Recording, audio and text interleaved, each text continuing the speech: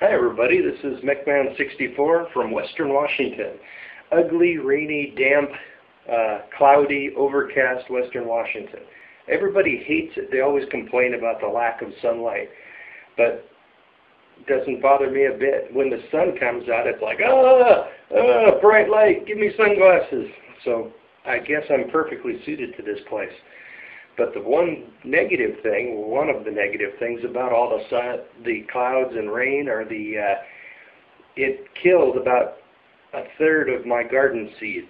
I had the seeds all set up in the deck garden, and then the rain just came down and it drowned my cucumber seeds and my tomato seeds. It was like 2 weeks, and I dug in there and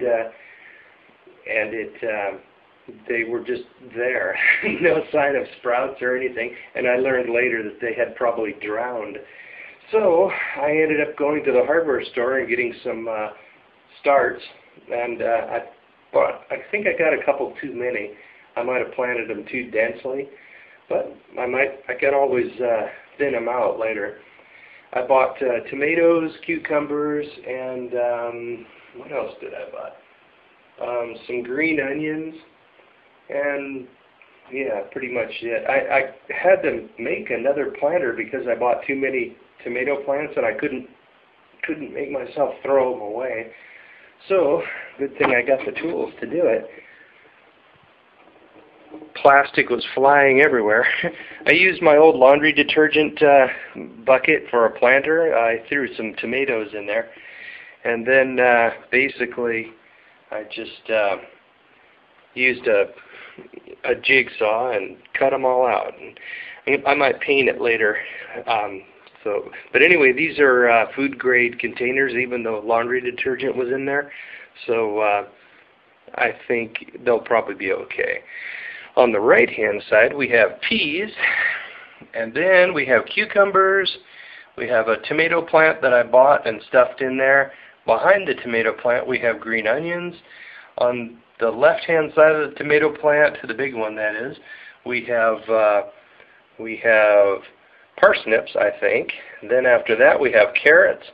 Then we have tomatoes. Then I bought 3 strawberry plants and threw them in there. And then I believe I have spinach. They look like a little bit like grass. And then I have a spicy salad mix, sort of a combination of a bunch of funky looking things that are great in salads. Then I got the base of the salad, which is regular old lettuce, and then that whole container there is broccoli. And then of course that extra tomato plant that I made the planter for, I threw that down in there, although I should have used that big tomato plant right there, and then threw that down there. Then eventually I'm going to have to set up a support for like a tomato tower on that one. I'm going to have to build a trellis for these 3 over here. Actually, I got a little climber for this one right here. It's a kit, but I'm going to make something a little more robust for the tomatoes and these tomatoes right here. Probably 2x2s.